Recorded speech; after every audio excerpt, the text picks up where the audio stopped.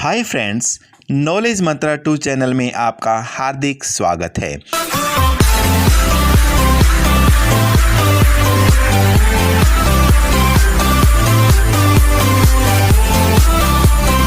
मैं हूं विनोद कुमार। आज की वीडियो का विषय है अर्थालंकार। पहले अर्थालंकार का अर्थ समझ लेते हैं। पहले वाली वीडियो में मैं शब्दालंकार और अर्थालंकार के बारे में बता चुका हूं। तो अर्थालंकार क्या होता है? जहां अर्थ के कारण काव्य में चमत्कार उत्पन्न होता है, वहां पर अर्थालंकार होता है। दूसरे शब्दों में, जब अर्थ के माध्यम से काव्य में सौंदर्य उत्पन्न किया जाता है तो वहां पर अर्थालंकार होता है। वैसे तो अर्थालंकार के मुख्यतया 5 भेद होते हैं: उपमा अलंकार, रूपक अलंकार, उत्प्रेक्षा अलंकार, मानवीकरण अलंकार और अतिशयोक्ति अलंकार। वैसे अर्थालंकार के नाम से ही इसका अर्थ स्पष्ट होता है। इसका अर्थ इसी में छिपा हुआ है। अर्थ प्लस अलंकार।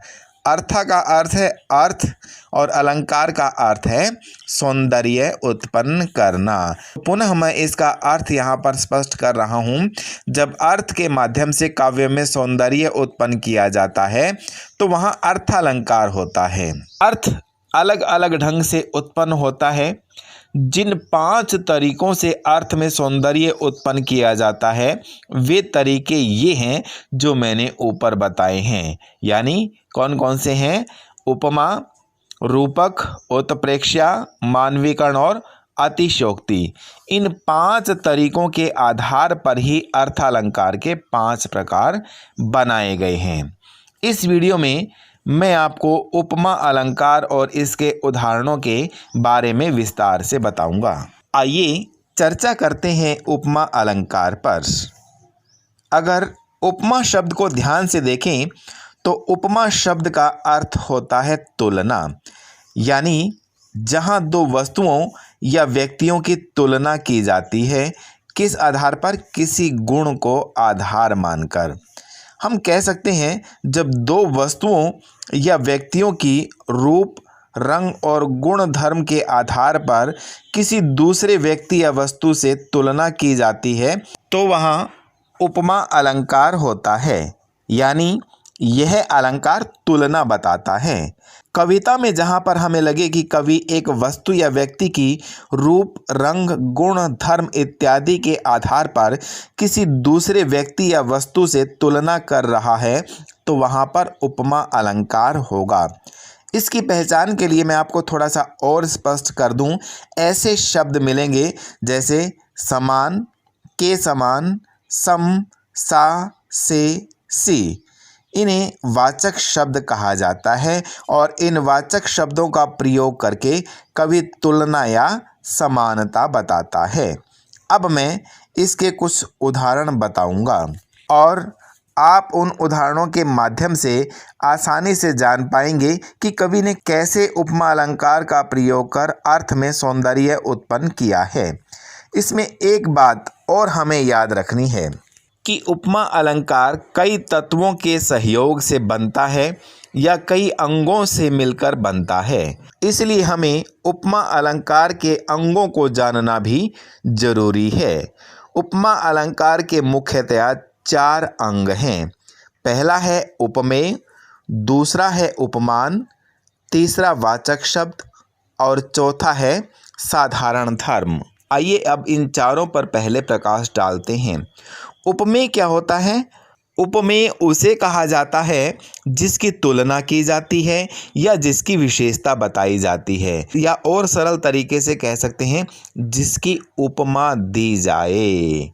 दूसरा है उपमान, जिससे उपमा दी जाती है वहाँ पर उपमान होता है। अर्थात जिसके साथ तुलना की जाती है वहाँ पर उपमान होता है।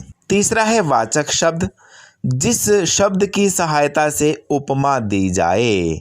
देखिए यहाँ पर एक बात और है, आपको ये देखना कि वाचक शब्द मैं पहले बता चुका हूँ। सा, से, सी, सरिस, सम ऐसे शब्द जो हैं वाचक शब्द कहलाते हैं।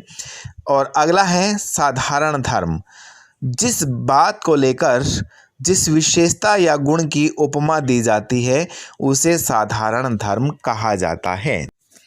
आइए अब एक उदाहरण देखते हैं। उदाहरण है हरिपद कोमल कमल से।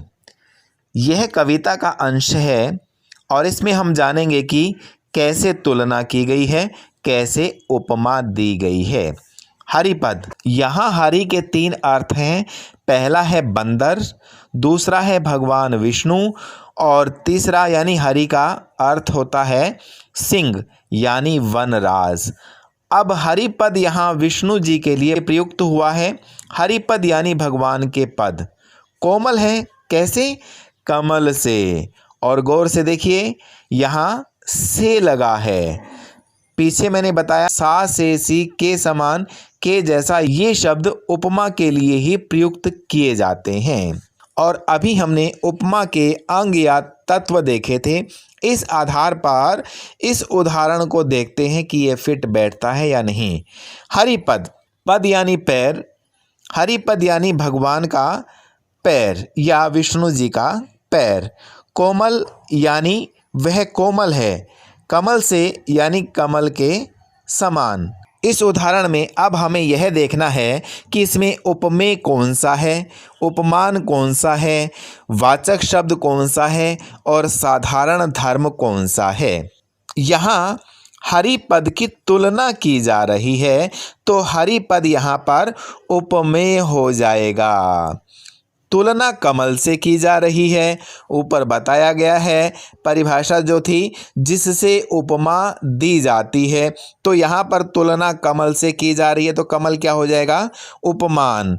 और किस गुण की या किस विशेषता की उपमा दी जा रही है वो है कोमल यानी कोमलता। तो यहाँ पर कोमल जो है साधारण धर्म हो जाएगा और जिस शब्द की सहायता से उपमा दी जा रही है वह है से। अतः यह हो जाएगा वाचक शब्द, मतलब से हो जाएगा वाचक शब्द। तो यहाँ पर स्पष्ट हो रहा है कि जो उपमा अलंकार के तत्व या अंग हैं उस पर यह उदाहरण फिट बैठता है। आइए अगला एक और उदाहरण देखते हैं। अगला उदाहरण है पीपर पात सरिस मन डोला। इस उदाहरण में भी हमें सबसे पहले यही देखना है उपमेय क्या है, उपमान क्या है, वाचक शब्द क्या है और साधारण धर्म क्या है। यहाँ पर तुलना किसकी हो रही है? मन की। तो मन की तुलना हो रही है तो यहाँ पर मन हो जाएगा उपमेय। और मन की तुलना किसके साथ हो रही है? पीपल के पत्तों के साथ। तो पीपर पात क्या हो जाएंगे? उपमान। सरिस शब्द जो है वो वाचक शब्द है। मैंने पहले ही बताया सा से सी सरिस शम ऐसे शब्द जब किसी भी पंक्ति में आ जाते हैं तो वहाँ पर उपमा अलंकार होता है। तो यहाँ पर सरिस जो है वो वाचक शब्द है और डोला जो है वो चंचलता को अभिव्यक्त कर रहा है। तो यहाँ पर उपमेय और उपमान में समान गुण होने के कारण डोला शब्द जो है वो साधारण धर्म कहलाएगा। इस प्रकार हम उपमा अलंकार को आसानी से समझ सकते हैं। एक और प्रसिद्ध उदाहरण देखते हैं उपमा अलंकार का। नील कमल से सुंदर नयन। अब यहाँ पर ध्यान से देखें तो यहाँ पर किसकी तुलना हो रही है? सबसे पहले हमें वो ढूंढना है। यहाँ पर नयन की तुलना हो रही है तो नयन क्या हो जाएगा? उपमेय। नयन की तुलना किसके साथ हो रही है? नील कमल से। तो नील कमल क्या हो जाएगा? उपमान। और सुंदर क्या है? यहाँ पर गुण या धर्म की विशेषता या तुलना बता रहा है। तो सुंदर यहाँ पर क्या है? साधारण धर्म है और से वाचक शब्द है। आइए एक उदाहरण और देखते हैं। सलोनी का मुख चंद्रमा के समान सुंदर है। यहाँ पर हमें यह देखना है कि तुलना किसकी हो रही है। तुलना यहाँ पर सलोनी के मुख की हो रही है। तो सलोनी का मुख क्या हो जाएगा? उपमेय। और किसके साथ तुलना हो रही है? चंद्रमा के साथ, क्योंकि उसका मुख कैसा है? चंद्रमा के समान। तो चंद्रमा क्या हो जाएगा? उपमान।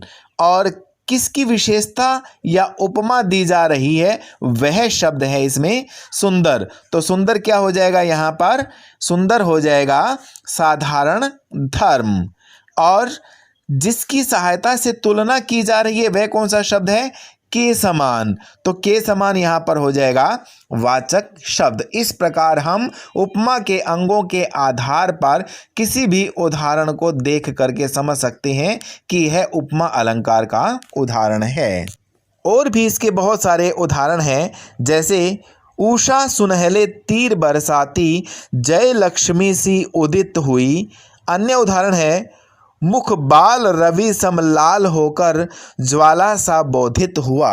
एक और उदाहरण है उपमा अलंकार का, हाय फूल सी कोमल बच्ची, हुई राख की थी ढेरी। और उदाहरण देखिए, कोटि कुलिस सम वचन तुम्हारा, व्यर्थ धरहु धनुबान कुठारा। एक अन्य उदाहरण देखिए, यह देखिए अरविंद से शिशु वृंद कैसे सो रहे।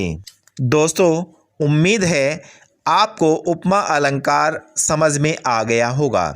अगर आपको मेरी यह वीडियो पसंद आई हो तो इसे लाइक करें, शेयर करें और सब्सक्राइब करना ना भूलें और बेल आइकन ज़रूर दबा दें ताकि मेरी हर वीडियो की अपडेट आपको मिलती रहे। धन्यवाद।